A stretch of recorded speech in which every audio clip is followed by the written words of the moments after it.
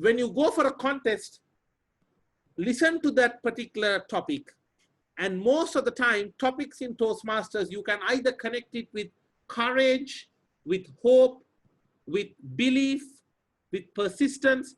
Go with a few themes. And for every theme, have a story. So that then when the topic is given, you can connect the story and you can also connect to one of the themes and then to the story. Welcome to the Amp Up Your Voice on YouTube podcast. This is the place to discover jaw-dropping ways to pump up your voice and create an experience for your listeners, either live in person or on video. I'm pleased to have a special guest today, Tharindu Ameresekere. He goes by TA for short. He is an award-winning speaker, TV show host, leadership and communication NLP coach, CEO, and senior lecturer in Sri Lanka. And he has the distinction of winning the 2015 Impromptu Speaking Championships in Sri Lanka. Hey, great to see you. How's everything? Doing fantastic, buddy. How are you keeping? I'm doing wonderful, wonderful. Who actually won the championship of impromptu speaking in 2015 in the Sri Lanka championships. So we're pleased to have him here today to share some ideas related to impromptu speaking and impromptu speaking on video. Hey, Welcome. Sean, happy to be here and thanks for reaching out. It's always a great pleasure to meet a fellow Toastmaster and someone with similar interests across so many seas. It keeps us human. It is something that inspires us, inspires me all the time. And once again, thank you for reaching out and happy to be here. Now, whether you're doing a Zoom call, whether you're doing a video, whether you are giving a speech in a contest, or maybe you're addressing an audience, it's very important that you focus on the message. What's the message you want to leave them with? Focus only on that. I'm not being foolishly blind here and saying, oh, you know what, just ignore the stress, ignore the pressure, ignore the anxiety. No. Acknowledge the anxiety, acknowledge the fear, but focus on the message, focus on the purpose, focus on the outcome. Sean, take baseball, all right? Take the best pitcher, take the best batsman. Do you think they are not nervous? One opportunity, one home run needed to win the entire season. Do you think he's not nervous? Obviously he's nervous, but he's focused on the ball that's coming in. Same thing with public speaking in impromptu. Focus on the message, focus on the outcome, because the other things, even if you focus on them, like what people will say, how they will perceive you, if you focus on that too much, you lose focus on the message, and then definitely your speech will be a failure. So once again, in summary, just focus on the message, focus on the purpose. That's what you can control. That's what you should focus on. That's a great point, TA, because I think a lot of times we get caught up in our head. And that's the big challenge, how to get out of that and get focused and align with our message. One of the things that you talk about in the book, which I liked, was you were talking about the 3 S's, which intrigued me, which was smile, summarize, and story. Now, we all got to get across points. Let's say we're on video and like doing a YouTube live, and we're trying to educate someone on a point. What are ways that we can use those 3 S's to make our messaging more impactful to our audience in an impromptu way? I will always smile. If I get agitated, because I'm also on the clock when I'm doing the TV show, I've got an earpiece over here with the producer screaming at my ear, Tharindu, you have another 10 minutes. And here I am going according to a plan, and the questions are in a sequence, one connected to another. And here the speaker has all of a sudden just answered a question that is not even in the list. But what I focus on is, all right, how do I get this back on track? It's easier said than done, Sean. So the first thing I would do is I would smile, all right? Because when you smile, the audience thinks, all right, you know what? He's got this. He's ready. He's cool. He's ready to go, all right? You know what they say, no matter what, suit up, dress up, turn up and just shut up and smile, all right? And even in public speaking, when you are speaking on video, smile so that people realize that you're in control. The topic I got when I did the public speaking contest, the finals, was, I was not made for this. And I honestly thought, Sean, that the contest master was fed up of the contest and wanted to leave. And that's why she was saying, I was not made for this. All right. But then I kept smiling, and a lot of people were like, wow, we knew you'll win this because you were so confident. The truth is, I was not. I was nervous like anyone else. But when you smile, I always say this, a confident communicator is always perceived as a competent communicator. So number one, smile. Number two, summarize. No matter what you're speaking on. You heard me when I explained my earlier point. At the end, I said, in summary, because people, they remember the beginning, they remember the end. The middle, if you're lucky. But you need to make sure that you summarize your point at the end. And also, story. Sean, when was the last time you sat down and listened to a 2-hour speech on some theory at a stretch? When was the last time you did that? You can't remember. No. Did you watch Avengers last year? Absolutely. More than 2 hours, right? Absolutely. And why? Because it's a story. People love to hear what's next, what's going to happen. I don't know about the TV. I mean, I follow a lot of US TV series from, I love Selling the Sunset, to Greenleaf, Designated Survivor, Queen of South, all that, and Blacklist, etc. But in Sri Lanka, we have some stories where right now they are in like the 367th episode or 530th episode, all right? So stories keep the audience engaged. So even when you're telling a particular point on video, always bring out a story. Bring out a story. It can be your own story. It can be a story of some famous celebrity, but don't start by saying, look, I am going to tell you the story of this guy. Instead say, imagine an actor who was struggling, etc., etc. And then he took a script that no one was willing to take. He gave his best, no matter everyone saying it's not going to work. He gave his best. And today, he is known as either Shah Rukh Khan, the famous actor from India, or Sylvester Stallone, you know, the story about how he sold his dog to get enough money to survive, right? Go with the story, connect. And if you're having a particular topic, you'll have your personal stories to connect. You'll also have external stories. A mix of both would be better. So that's how even on video, you can really connect stories.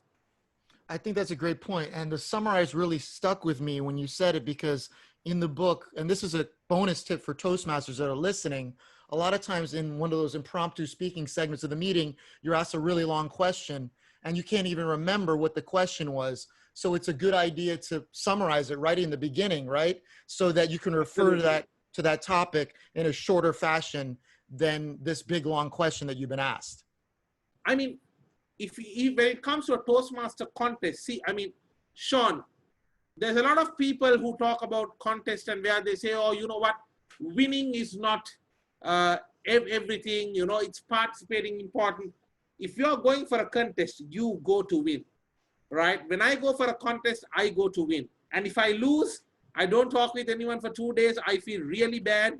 And it fires me up. I'll swim more, I'll run more. My best workouts happen the 3 weeks after I lose a contest, all right?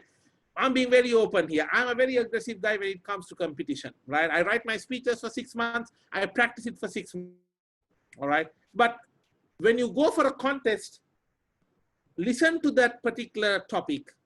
And most of the time, topics in Toastmasters, you can either connect it with courage, with hope, with belief, with persistence. Go with a few themes. And for every theme, have a story. So that then when the topic is given, you can connect the story and you can also connect to one of the themes and then to the story. But also, if something interesting happens, if something exciting happens in the contest, right? In the contest, always somehow try to connect with that as well. So that is a great point right there, because I think everyone can remember a story. You're right. We're not going to remember a 2-hour lecture about some technical know-how, but if it's No, a no, not at all. story, it's something we'll remember. I remember listening to Zig Ziglar, him talking about the impression that some of the attendees that went to his event went to a restaurant afterwards, and they wrote little handwritten notes to the waiter to thank him for his service. And he came out and broke down and cried in tears, saying, "Oh, thank you. This is the nicest thing a group of people has ever done to me." And all they did was write little thank you notes at the end of their meal to the waiter. And that story just stuck with me. Years later, I'm hearing that Zig Ziglar story, and it makes me want to really make a difference in people's lives. So the story is what sticks with people. I agree. And that's very important. The other thing you talk about, which I liked, was in your impromptu essentials part of your book, you talk about little exercises you can do. So let's say we're a YouTuber and we want to get better doing YouTube lives, or we want to, since a lot of us are facing the pandemic and the current situation we're recording now, a lot of us are doing Zoom meetings where we're put on the spot and we got to communicate, right? So what are some exercises that you think we could start doing that are a little creative, that can help us build our impromptu speaking muscle? Let's look at the two sides of it. So one side of it is obviously the delivery part. I'll come to that later. But let's look at the impromptu speaking ability itself, all right? So every day, if you can challenge yourself to think of a word, think of a topic, and then ask yourself, if I ever had to speak on this, what will I actually say? Right? You just throw yourself, give your, all right, Sean, I'm going to challenge you. I want you to right now tell me something, give me just some word, and let me try to connect with it and give you a short speech. Let's do it. All right, let's do it. Do you want just a word? Up to you. Give me anything. It can be an object, it can be anything. Just push me. Situation. You have someone that is always mowing the lawn at 7 a.m. in the morning, and it bothers you immensely. What do you do? All right. Okay. Situation. Well, situations are things that we all face in life. The truth is, the most important question we need to ask ourselves is, more than how we handle the situation, what did we really learn from it? All right. If you have a guy who is waking up at 7 o'clock in the morning and mowing the lawn, and it really annoys you, you see an annoying, pestering neighbor, which I can't blame you for. But at the same time, what I see is a very persistent, consistent guy who is doing that at 7 in the morning. Sean, that's the lesson you need to take from him. As your very own famous president, Calvin Coolidge once said, it's persistence. That's what makes and brings you success. So from every situation, we are always bothered about how we react to it, and we fail to learn something from it. Your neighbor who wakes up at 7 in the morning and is mowing the lawn, he's teaching you a lesson on persistence and consistency. I'm quite sure he has the best garden in the neighborhood. What's your garden, Sean, that you want to improve? Is it public speaking? Is it your video skills? Is it your movie making? Why don't you, from tomorrow, have a chat, invite him for a cup of coffee, ask from him at what time he goes to sleep. Join him, not in his house, but in your house. Join him, do the same, and wake up at 7 o'clock with him. He can focus on his garden, you focus on your chosen garden, and I bet you the fruits will bloom, the fragrance will fill your life with success. Whoa, blown away, man. That was bro, stellar. So what I was blown away by was it was unexpected in where I thought it would go, and also what I could take as a person away from listening. So can you break that down? Break down what you just did there, because that was. So what I did was, yeah, sure. So initially it was challenging, all right? So I start off with a little, of course, if I had a story ready, I would have jumped into the story. But I initially started off with a little abstract explanation about situation, how it's important to learn from situation. And then I got into the exact thing of, what I did was I took what you told me, your neighbor getting up at 7 and mowing the lawn. And then I tried to apply the lesson from that, the twisted lesson. The twisted lesson was he's consistent. And then I applied it to your life, what you do. Because most of the time, Sean, we hear so many speeches.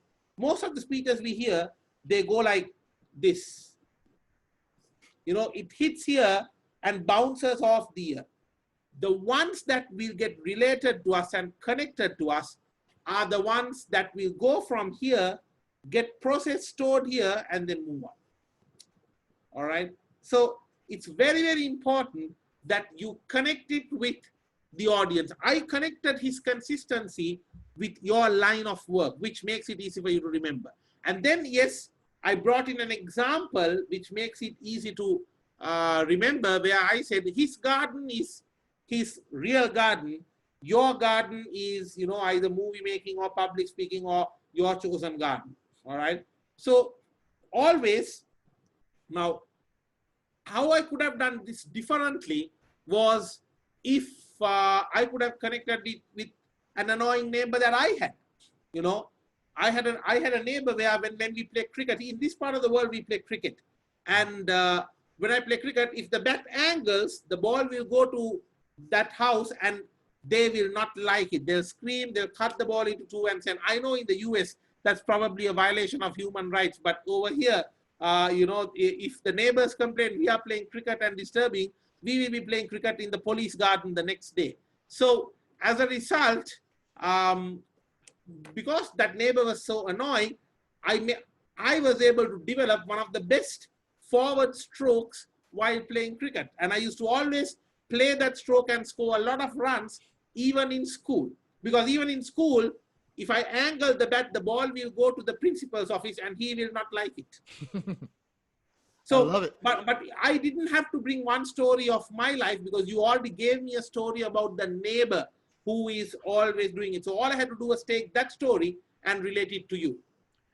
And what I did, I love the fact that you took something that was very visual, a garden, and bringing it personal, something that, how am I working on my garden? And how can I learn the lesson from this individual? So I love that. And I think that we can all challenge ourselves to kind of think of like universal themes that relate to everyone. Themes, words. I mean, you need to go with the mindset, Sean, that there is no topic that you cannot start speaking on. Like if I told you air conditioner, or if I told you raindrops, you have to be able to say something. Mm-hmm. Right, because there's something that every human being can relate to, secondary from the topic. And if we can link that to that topic and make it memorable with a story or something interesting, done in an interesting manner, that can be powerful. And that's the challenge, because a lot of YouTubers, a lot of people online on video, they're trying to either educate, entertain, get their message across, right? And they want to do it in a memorable way. A lot of times these are impromptu situations where they're not reading from a teleprompter and they've got to come up with stuff off the cuff. Well, absolutely. So absolutely. These are some challenges, as you know, as a TV host, that's the power of that. So how could I try one more with you? Would you be game for one more challenging topic? Let's reverse the roles. I'll give you a topic. Okay. And then maybe you can dissect what. Yeah. Okay. All right. All right. You ready, Sean? You ready? Yeah, all right. So here's a little topic for you, Sean. Pandemic. Pandemic.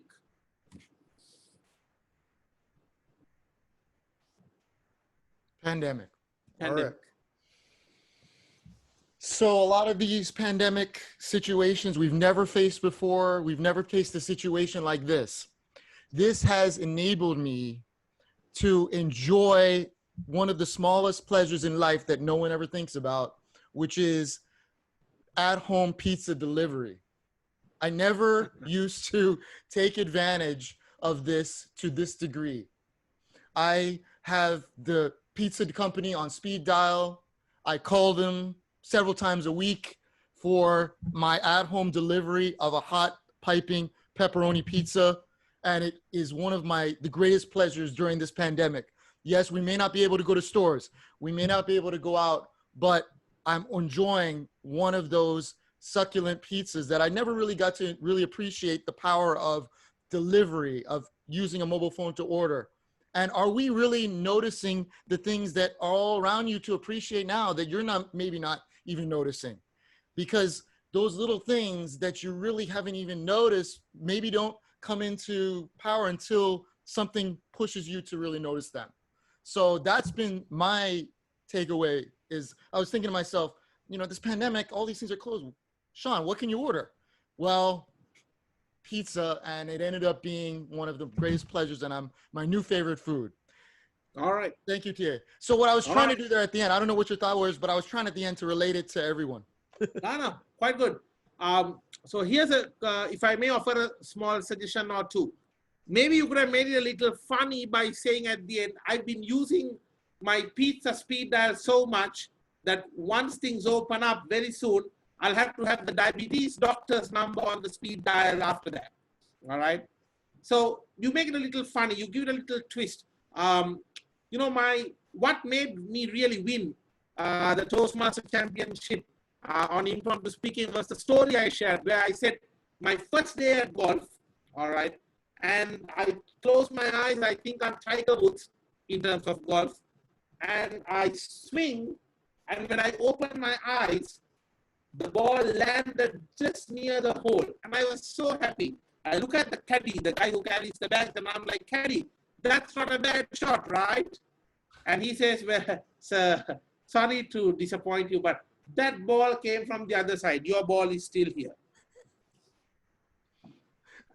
So unexpected, Sean, right? We didn't know that. Exactly. Twist. I read one of the former two-time first runner-up of the World Championship of Public Speaking, Rory Wade, and he said, when the audience is expecting lemons, give them lemonade, you know, twist it. So now, in your case, you could also have actually at the end, maybe connected it by asking a question. What have you discovered from the pandemic? What has been your discovery from the pandemic? Or let's say, are you still busy complaining about what's bad about the pandemic and the lockdown? Or are you like me, discovering new pleasures, new joys of the pandemic every single day? You know? So bringing a question into it can draw the audience in and relate one-on-one with the person listening. Exactly. Because that's important, Sean, because, you know, the first time I competed in 2014, I gave a horrible speech. I mean, you know, it was just very theoretical. But at the same time, I almost messed up in the second year as well. I would have just gone on with the story without giving a message for people to remember. But when I was about to finish, I knew I had to say something. So I said, when you feel you are not made for this, tell yourself you are made for it and take your next shot. Because that's what I did in golf. I kept taking the next shot. You too, take your next shot. That probably was the best ever 2 minutes and 30 seconds of my life. Well, congratulations, because that's a big deal. And you really made an impact on those people that were watching and listening at that time. And what I would also like to ask is, if you had to tell someone, if you had to coach someone, you only had 1 or 2 minutes to coach them on impromptu speaking, and you were just getting them geared up, what would be the few things that you would tell them that you think would be the biggest ROI so that they could be a better impromptu speaker on video or in person? So you mean say they are about to go and speak in a few minutes? Right. What's the best? What's your best few ideas that you could share? Well, to begin with, make sure whatever you say is connected with the topic. All right. You're being given a topic, connect to it. Or your video is about, your interview is about a particular topic, connect with that. Everything you say should be connected with that bigger topic, number one. Number two, the story you share should be a genuine one and one about which you simply cannot stop talking about. Ask yourself, what is the story? What is the incident of my life that I just can't keep quiet about? All right. And then talk about that, because then it will be natural. People will feel they're natural. You know, Sean, I'm an NLP coach, and you can tell when people are telling a story, if they look at you dead in the eye and say something, it's probably something they've experienced. If they try to look this way or that way, they are either trying to make it up, or they are either trying to, recall something which they have no memory about. All right. So always speak of a story about which you have the passion and you can't keep quiet about. Right. Number 3, do a few voice activities, voice variation activities, so that your voice will come with better resonance and more power and more clarity, where people will actually feel it. And when you speak to the audience, look directly at them. Tony Robbins, the successful American high performance coach, he got Zoom. He's doing all his seminars online now. And mind you, he got Zoom to develop a new technology which makes it look as if he's looking directly at you while you are at home. Wow. So he's creating that almost same experience that you would have in person in an online platform. Fantastic. So he's making a great impact online. And that's what all we can do now. I mean, that's really what the power of video is to really reach across countries, across our globe, and connect with each other and share a message. And I think of speaking as an act of creation. So it's a way that we can share that with people. I also wanted to talk about, because it's such a visual means, it's such a visual form, video, and we're speaking in a box.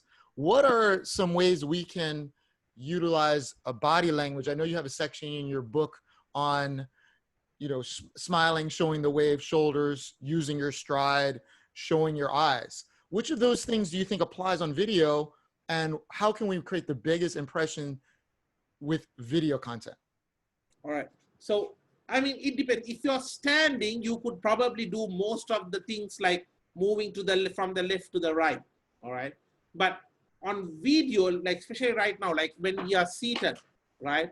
Now, instead of me asking you, Sean, did I make an impact on you today?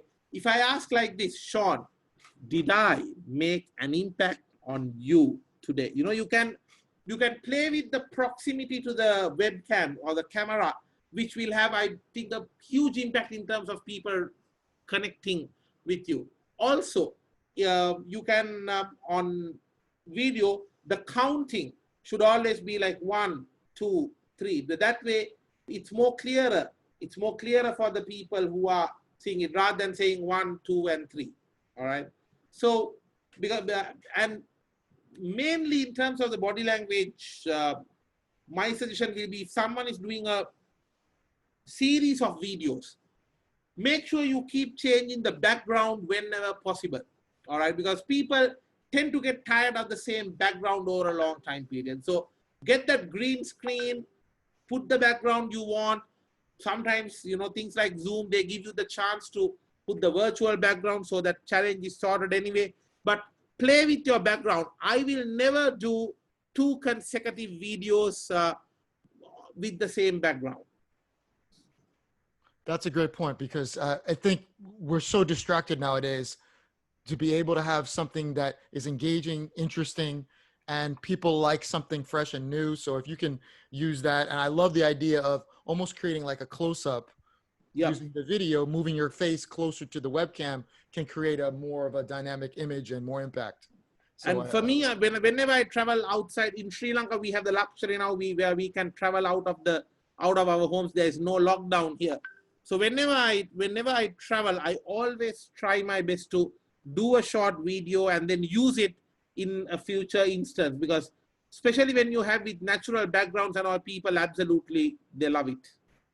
I love it. I love it. So to close today, what I'd like to ask you, TA, is what is your thought on utilizing video, and how that can, what is something you could say that will motivate creators, YouTube creators, or people that create on video, to do more of it and express themselves using that? Well, being a creator myself, Sean, I specialize in a particular type of video creation called business videos. All right. So every week I do 1-minute video with where I summarize the top 5 business topics. And, without any advertising over the last maybe 4 to 5 years, I've slowly built up a subscriber base of 500 subscribers, which is very small, extremely small. But recently, I went to the guy whom I call the benchmark in business reporting, that is none other than Richard Quest. And I saw that his video, actually, his channel has only 23,000 subscribers. So, I mean, if a global guy like that is having only 23,000, me, a small guy in Sri Lanka, 500 all of a sudden looks not that bad. But that made me think, why could it be that he's doing those videos? I mean, at the end of the day, I think what should motivate if you, as a video creator, if you keep doing it for external validation, you will always end up disappointed. And not only video creation, Sean, anything you do in life. And this is something that I'm realizing now, and I'm trying to personally battle with it. But if you try to do things for the sake of external validation, I guarantee you, no matter what you do, you will fall short, because the world is full of haters, naysayers, people who will want to see you down, all right? People who might even see a nice video, they don't want to like or comment because they are doing the same thing. Do it for your own intrinsic satisfaction. End of the day, if you think the video came off well and you gave a message, even if only you have one view, that one view might be enough for you to get the break you wanted, for those doors you've been knocking on to open, all right? So as a content creator, my advice, being a very novice level content creator myself, all I can say is have a purpose and do it only and only for that purpose. If you get thousands of followers and monetization follows, well done. That's a bonus for you, but do it for the purpose you believe in.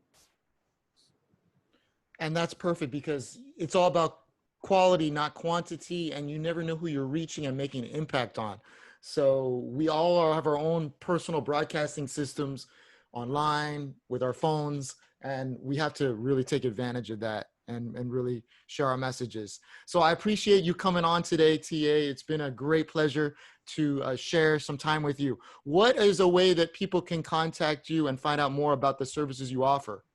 All right, thanks, Juan, and once again, thank you very much. This is my very first, international interview on public speaking, and I am honored, and I will always remember this moment and be grateful to you for, opening up this opportunity for me.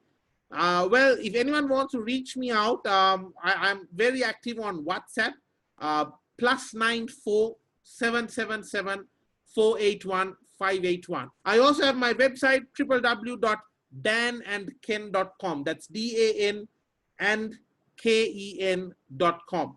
So feel free to reach out. Problems.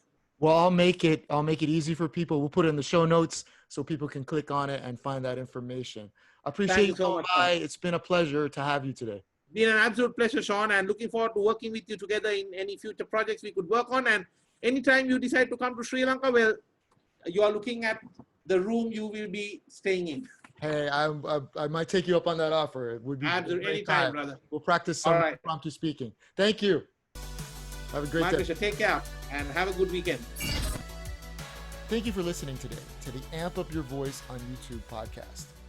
Please subscribe so that you won't miss an episode. We'd appreciate a review if you enjoyed our content.